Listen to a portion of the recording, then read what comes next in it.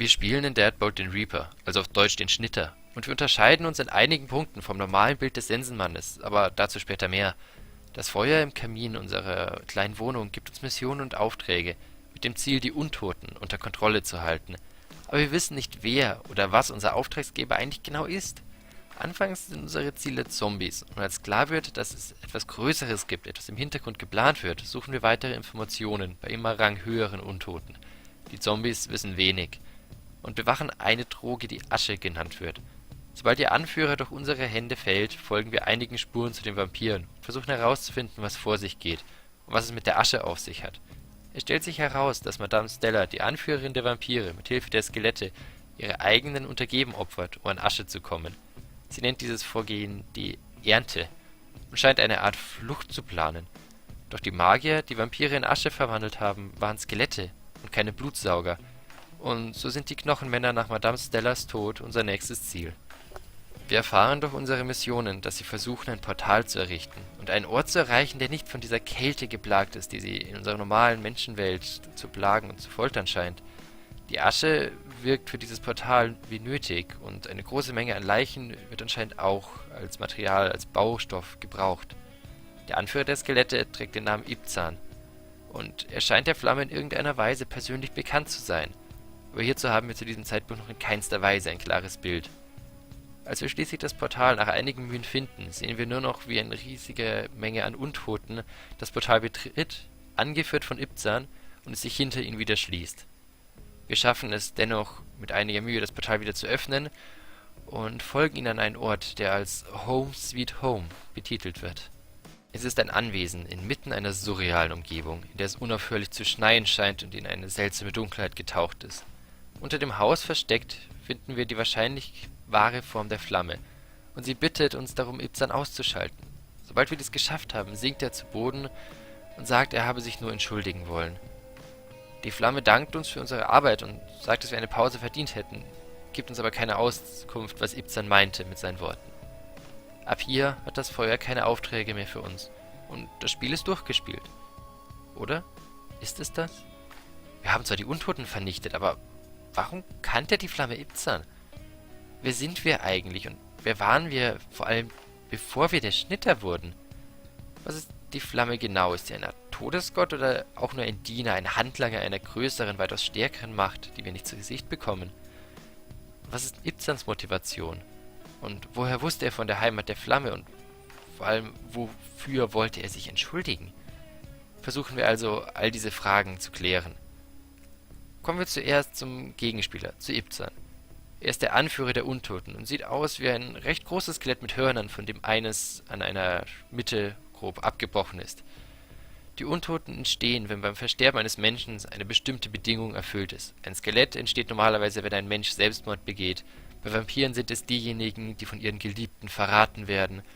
Und Zombies starben zu Lebzeiten durch Drogenüberdosis. Es ist also recht wahrscheinlich, dass Ibzan irgendwann Selbstmord beging und dadurch seine jetzige Form erhalten hat. Mehrere Hinweise im Spiel zeigen uns, dass er eine Verbindung zum Feuer hat und er einen bestimmten Raum gegen Ende des Spiels gibt, der Grund zur Vermutung darstellt, dass Ibzan selbst ein Reaper war. Man sieht die Stelle, an der ehemals der Feuerplatz gewesen sein könnte, und es sind immer noch Raben anwesend und einzelne Kerzen auf dem Fenster brennen. Dieser Eindruck verstärkt sich dadurch, dass selbst die Fenster an denselben Stellen liegen wie bei unserem Raum, auch die Raumgröße ist beinahe identisch. Dieses Zimmer ist anscheinend Ibzans altes Zuhause, und ich bin sehr geneigt zu glauben, dass er vor uns der letzte Reaper war. Wir bekommen nach seinem Tod auch eine Kassette mit einem sehr interessanten Inhalt.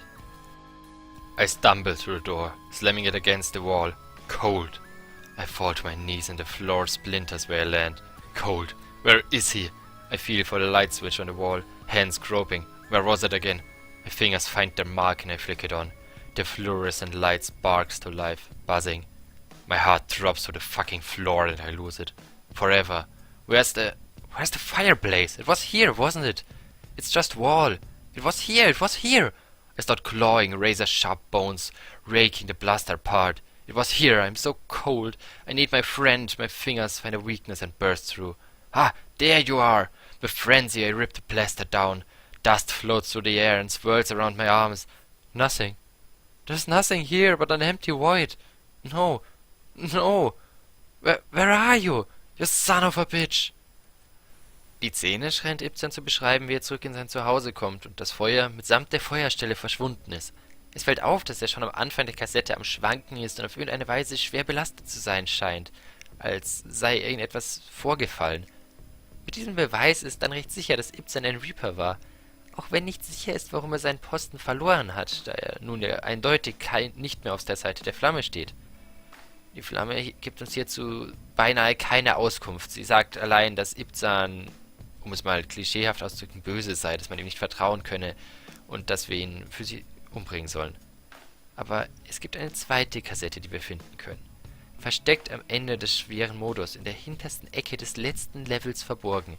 Außerhalb des Hauses, in einer Art Baumstumpf, liegt eine Kassette mit einem noch viel interessanterem Inhalt als die erste, versteckt und verborgen, als ob man nicht wollte, dass wir sie finden.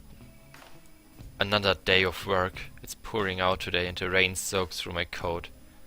I go to open the door to my apartment, but it's slightly stuck. For hell's sake! I mutter under my breath.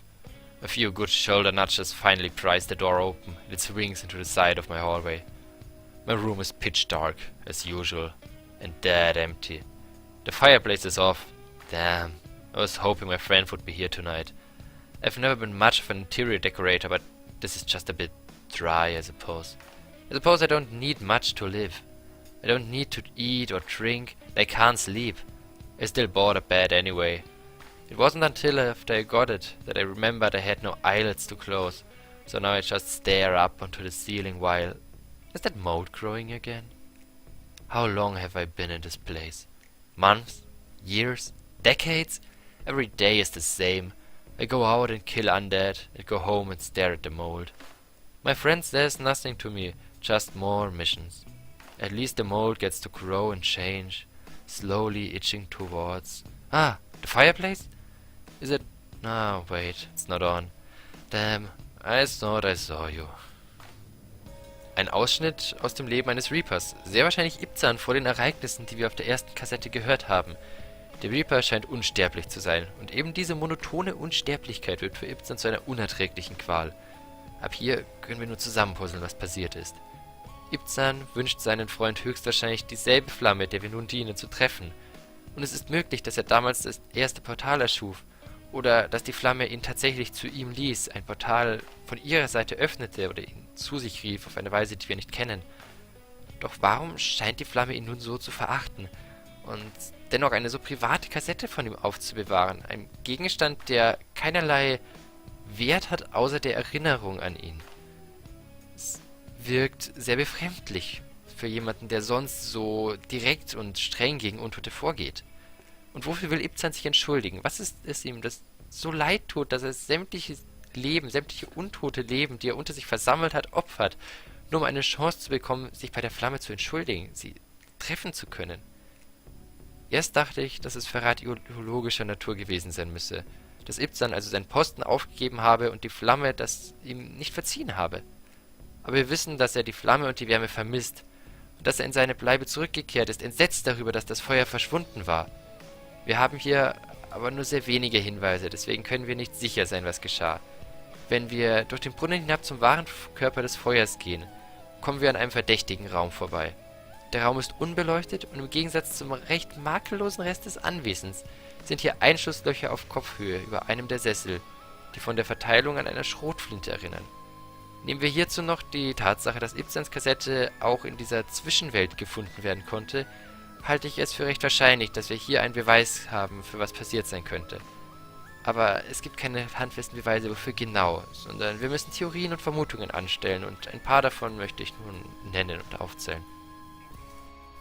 Theorie 1. Die Einschusslöcher sind von Ibzan selbst, der sich in einem Versuch, aus dem Dienste der Flamme zu entkommen, das Leben nehmen wollte. Aber da Selbstmörder als untote Skelette wieder auferstehen, war er nicht in der Lage zu sterben. Er versucht nun also wieder an diesen Ort zu kommen, um sich für seinen Verrat zu entschuldigen und vermutlich auch, um wirklich zu sterben. Warum er aber sein Leben dort unten nahm und nur oben im Haus herumläuft und nicht durch den Brunnen geht, wo er doch von dem Versteck wissen müsste, ist der Punkt, warum ich diese Theorie nicht ganz glaube. Es könnte aber auch sein, dass er einen Teil seiner Erinnerung verloren hat oder dass die Flamme den Aufbau des Anwesens inzwischen geändert hat und die Einschusslöcher als Erinnerung an Ibzan und den Verrat behalten hatte. Theorie 2: Ibzan hat als Schnitter wie wir gute Dienste geleistet und wurde irgendwann ins Anwesen eingeladen. Allerdings zu einem Zeitpunkt, wo er sein Dasein als Reaper schon als sinnlos ansah. Er versuchte, die Flamme umzubringen, sich ihr zu entledigen, indem er sie mit der Schrotflinte angriff. Er schaffte es nicht, die Flamme zu töten, und er floh, bevor sie wieder zu sich kam. Wir hatten damit also eine Kassette vor und nach dem Event im Winteranwesen. Es könnte auch sein, dass die Flamme selbst versucht hat, auf ihn zu schießen und dabei nur eines seiner Hörner getroffen hat. Bei beiden wissen wir nicht wirklich, ob es das eine oder das andere gewesen ist. Theorie 3: Die Einschusslöcher sind komplett unrelevant und wir wissen nur, was auf den Kassetten und einigen kleinen Textstellen steht und was wir lesen können.